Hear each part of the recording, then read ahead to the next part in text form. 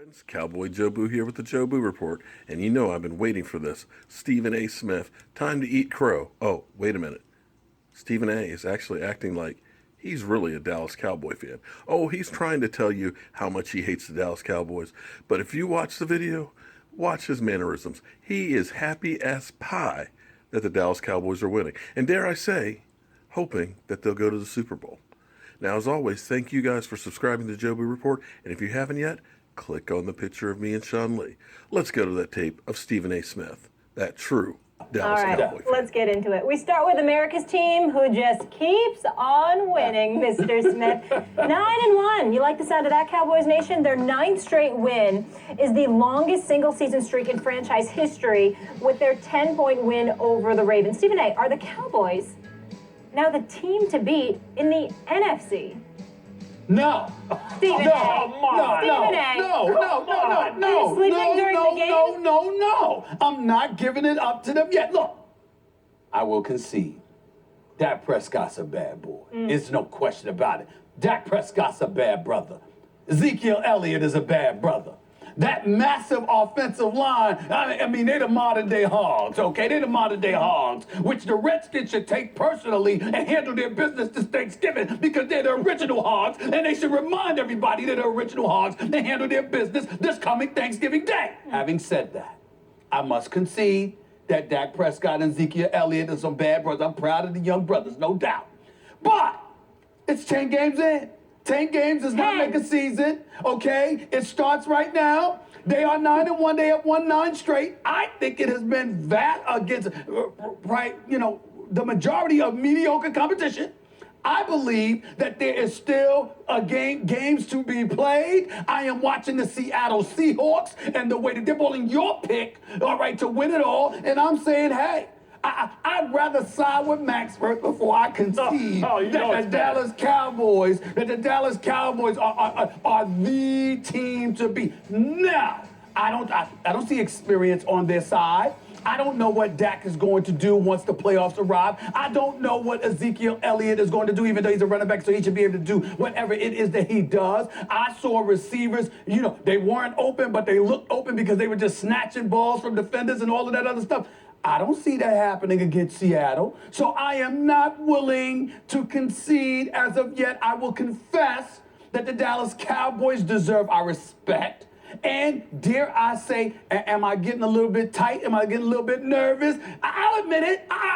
You got me. I'll admit that. But that's about as far as I am going. I am not giving anything else to the Cowboys. The Cowboys are the team to beat in the NFC. And let me just say, Cowboys fans, particularly Cowboys fans who are out of market, like from Jersey and stuff, I really hate you with everything I got. That's just the wrong. There's something wrong with you.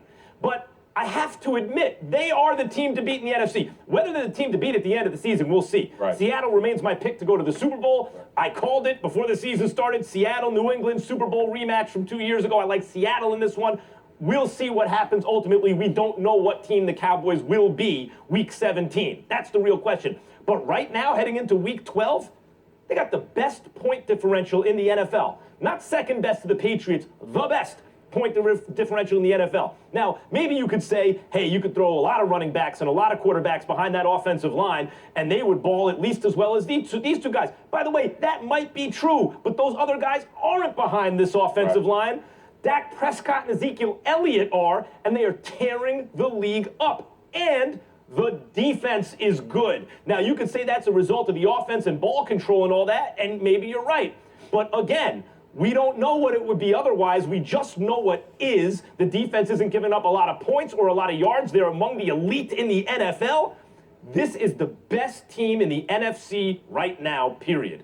I've had this battle going on for the last 3 weeks on my radio show, 10 p.m. Eastern, 1 a.m. on channel 80 XM Radio. McNabb and Custer. McNabb and Wait a Custer. minute, Check channel us out. 80 XM Radio when? McNabb and Custer, 10 p.m. to 1 a.m. Gotcha. Every You Sunday break night. a lot of news. A lot of things get picked up. Well, we try to do what we can. You like that drop? Now, the I thing give, that I give mine every day. I know you do. I do like it. I know. But this is the thing that I've had a problem with the Seattle Seahawks. I love what they do. I love the way they play in November and December. I love when a healthy Russell Wilson is at the quarterback position because now all of a sudden the receivers become valuable. Doug Baldwin now, he can run around and find a way to get open. Curse finds a way to get open. Jimmy Graham is now starting to look like the Jimmy Graham from New Orleans. But the problem that I have with Seattle is the running game. Procise was a guy all of a sudden came on the scene from Notre Dame, started opening up eyes. He gets hurt. He'll have some time away, probably about 4 to 6 weeks. He'll be out. Then you talk about Rawls coming back off of injury. There's no healthy running back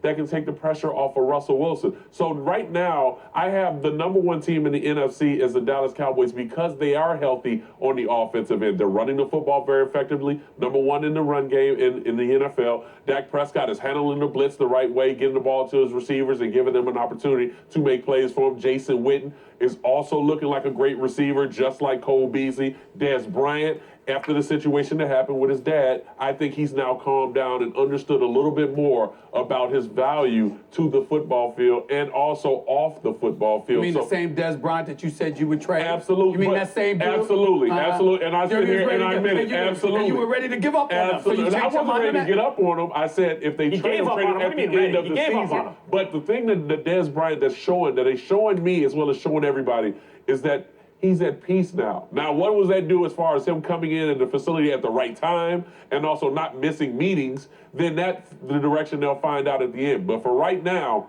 I like what I'm seeing from this offense. There's a reason Scott Linehan told Tony Romo, Dak Prescott is our guy going forward. There's a reason now all of a sudden you're not hearing Jerry Jones speak anymore, even after the press conference, which it wasn't needed by Tony Romo. I needed Jason Garrett. Remember I said this on the show? I need Jason Garrett to come out and say Dak Prescott is our guy and he's going to lead us to where we want to go. I need Jason Garrett, the head coach, to say that. But for everything about Dallas Cowboys right now, they're balanced. They're balanced on offense and on defense. Rob Marinelli is doing a great job. But Seattle's defense is way better. But they're than getting Dallas's healthy. Defense. That's the thing. They're getting healthier. When Cam Chancellor was out, that defense looked confused at times. Now Michael Bennett is coming back in the next couple of weeks, so they'll have their guys back on defense, but they still have no running back. This is what you can say about the Cowboys, and this is why Cowboys fans are gloating. Every NFL team, you look at the season through rose-colored glasses when it starts. If this goes right, if this goes right, every single thing that could go right has gone right for them, including when Dez Bryant comes back. He's going to be that extra dimension to the offense, right? He's been that too. Dak is hooked up with Dez a couple of times yesterday to put them over the top in terms of the offense. Like, what are the odds that your rookie quarterback, I don't care how promising, plays this well, that your rookie running back plays this well, that the game plan to control the ball and help your defense works out this well? I mean, it all came together for them, so at a certain point, you got to give it up. Oh, yeah, absolutely right. Well, I don't. I don't have to give it up. Well, it's okay, Not bro. just yet. It's Not all just yet. And I like to point out a couple of other things. I mean, look, I don't mean to be negative. I don't mean to be that, but did you read news about Rolando McClain? Yeah. And how he's gonna be out? Yeah, he was supposed to be back today. No, he was supposed to be back after 10 games out. But because of that, now he's gonna be suspended for the year. He's appealing the suspension and all of that other stuff. Mr. Drug Test. Well, no. I bring that up because you gotta remember something about me.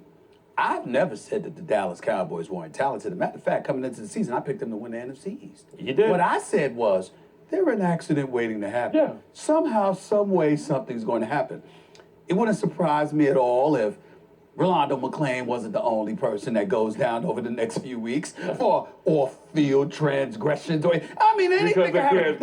Anything because they can't stay off the weed. I don't see it happening. Something's gonna happen. I don't know what's gonna happen. I don't know, but I know. I have faith in Dak Prescott. He's a leader and a winner. Right. I have faith in Ezekiel Elliott because I think he's gotten a bad rap with some of the things that have been put out there about him. You're either gonna go after him or you're not, as opposed to going after them, dropping the case and then bringing it back on and all of this other stuff. I got questions about that. But as a football player, this brother's a stud. I think he can be relied upon. Dak Prescott is a stud. I think he can be relied upon. The other members of the Dallas Cowboys, I'm just not so sure. And for me, I'm like, wait a minute. You got Washington coming up. You got a rematch against the Giants coming up. You got Detroit and Philadelphia coming up. I mean, you got about 5 of the next 6 games of the Dallas Cowboys. They're going to have, it's going to get a little bit tight. And you can't predict because anything they've had the a soft NFC schedule There so it far. is. Soft schedule. Yep, Nobody wants to say that. I mean, but part of that's because those teams. Part of that, no, they have. If you look at the one, You should be ashamed of yourself arguing with me about that. if you look at the one-loss record of their opponents, it's bad. Part of that's because those guys are playing the Cowboys. But even taking that out,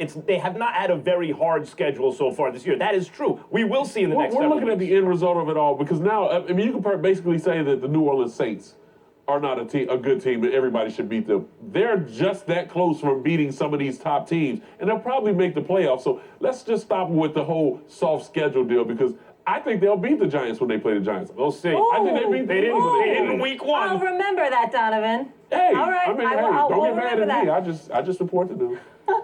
Really? He just breaks Really? it. A little later in the show, we're going to discuss some Dak Prescott.